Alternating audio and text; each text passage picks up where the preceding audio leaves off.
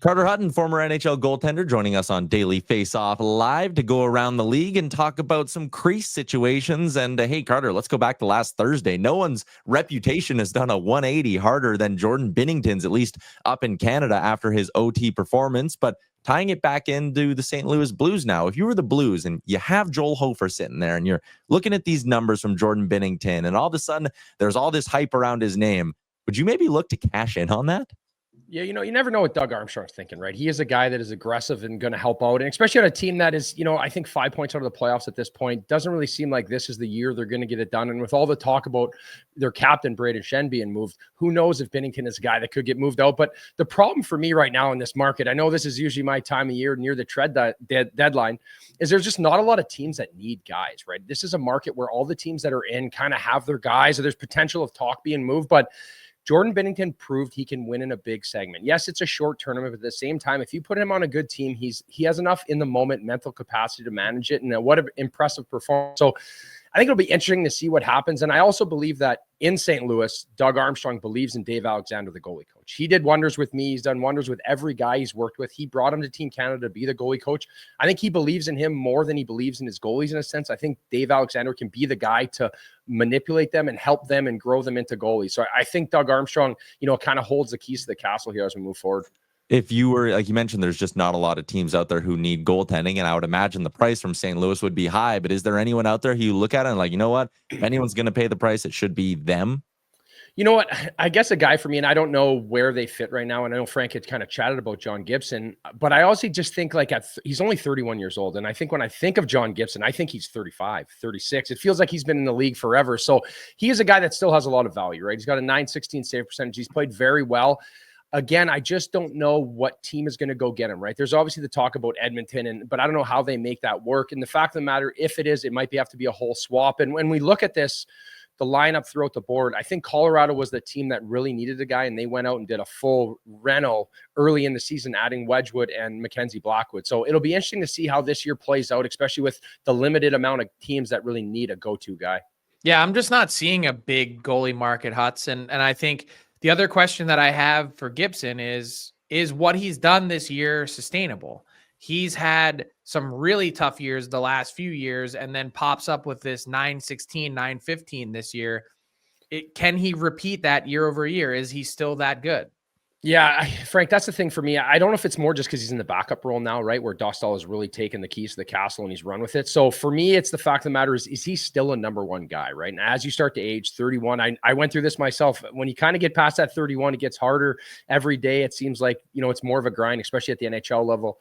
But for me, it's the way Gibson manages the game. Like, I think he doesn't move a lot. He lets the game come. So if you were to pluck him into a team that really has a good structure and can defend well, I think there is a lot of optimistic on his game because he doesn't really beat himself, right? He's a guy I would consider like an Aiden Hill. He does Connor Hellebuck, these guys that don't really move a lot. They let the game come to him. So if he was plopped in the right system, I really think he could have a lot of success.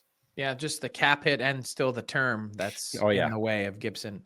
So when it comes to the Vancouver Canucks, fascinating move, re-signing Kevin Lankinen, term and dollars he gets, and really a big payoff for him who bet on himself this past summer, going to Vancouver, a spot that needed a spot starter to help them at the beginning of this year, takes the low money deal, wanted more in free agency, and it pays off in a big way. But on the other end of that, what does that mean for Thatcher Demko? And given his injury status, if you were a team out there on the market that's looking for goaltending or maybe doesn't feel great about your goaltending situation, would you take a chance on Thatcher Demko this summer?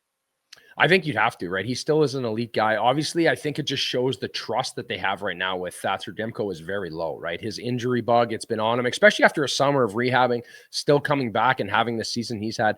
I think he needs to evolve, obviously, as an athlete, as a goalie, as he trains. And I think every goalie that ever played in the NHL will tell you it's a revolving cycle, right? You're always trying to evolve and, manage your game. And I think at where I started versus where I finished in my career, just my training and off-season prep and the way that I manage my body throughout a year changed a lot. And Thatcher Demko is a big athletic guy. He can do it all, But obviously, if you're not going to stay healthy, a team is going to move on from you, right? So I think a team would still take a chance on him. And for Kevin Lankinen, like, what a contract. What a guy that believed in himself and bet on it. I didn't necessarily love the deal from that perspective, but he's earned it this year. And you always love to see the smaller guy. He battles, he competes, and he's done a great job there. I also think it goes to show you where they're at with Shilovs as well, right? Obviously, after his playoff run last year, everybody was so high on him. And then you get into a full NHL season and you have to grind, you have to, deal with the ups and downs of a season. And I think for him, he still needs some growth. So it'll be really interesting to see how this plays out, this storyline here in Vancouver.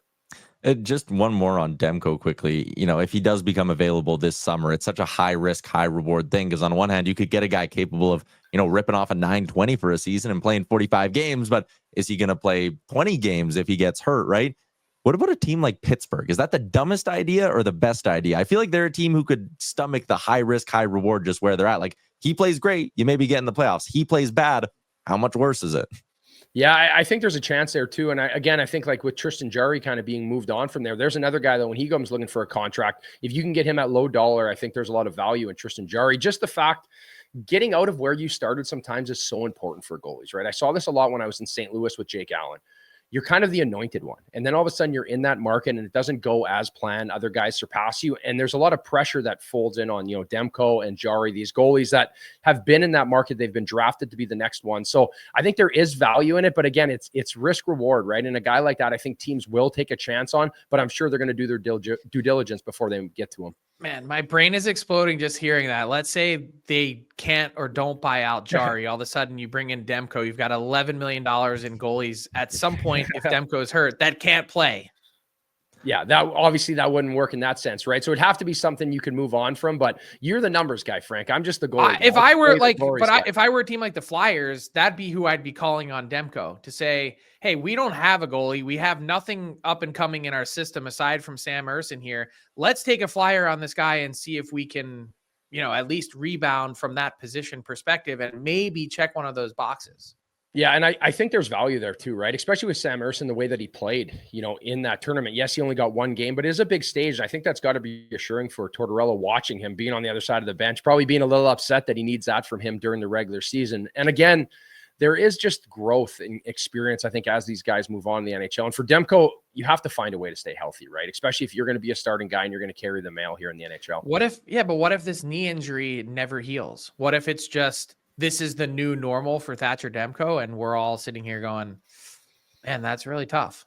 Now, I think, Frank, if I'm dealing with that knee injury, it's probably the end of my career. But when you're Thatcher Demko, you have a little bit more of a leash. I think teams are going to take a little more of a chance on you with his high end, with, how good he can be. But in a sense, I hope him the best moving forward. But it doesn't seem like he's getting ahead of this by any means. I think it's where he really needs a, big chunk of time off, or he's got to re-evolve himself. Don't be so hard on yourself, Hutton.